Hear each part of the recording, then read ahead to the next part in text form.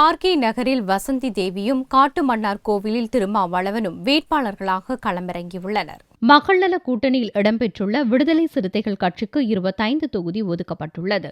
கட்சித் தலைவர் திருமாவளவன் 11 பேர் அடங்கிய முதல் வேட்பாளர் பட்டியலை கடந்த திங்களன்று வெளியிட்டார்.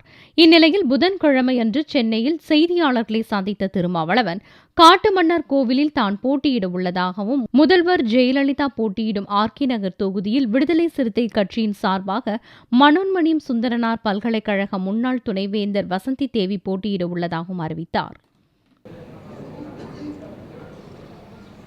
தேமுதிக, மக்கள் நல கூட்டணி, தமாக ஆகிய கட்சிகளடங்கிய வெற்றி கூட்டணியில் விடுதலை சிறுத்தைகள் 25 தொகுதிகளில் போட்டியிடுகிறது. ஏற்கனவே 25 தொகுதிகளில்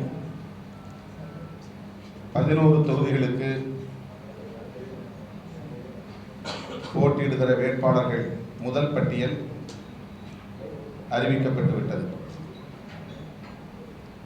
மிச்சமுள்ள 14 தொகுதிகளுக்கான வேட்பாளர் பட்டியல் தயாராகிவிட்டது.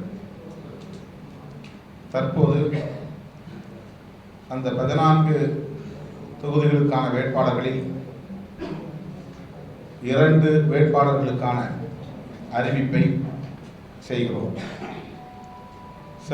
சில மணி நேரங்களில் மிச்சமுள்ள வேட்பாளர்களுக்கான பட்டியல் மின்னஞ்சல் மூலம் ஊடகங்களுக்கு அனுப்பப்படும்.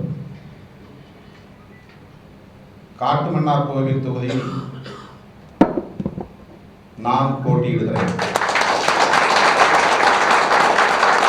மாற்று அரசியல், மாற்று பாதை என்கிற எமது கொள்கை நிலைப்பாட்டை ஆதரிக்கிற வகையில், ஊக்கப்படுத்துகிற வகையில், நல்லோர் யாவரும் இந்த அணியை வெற்றி பெறச் செய்ய வேண்டும் என்று வேண்டுகோள் விடுக்கிற வகையில்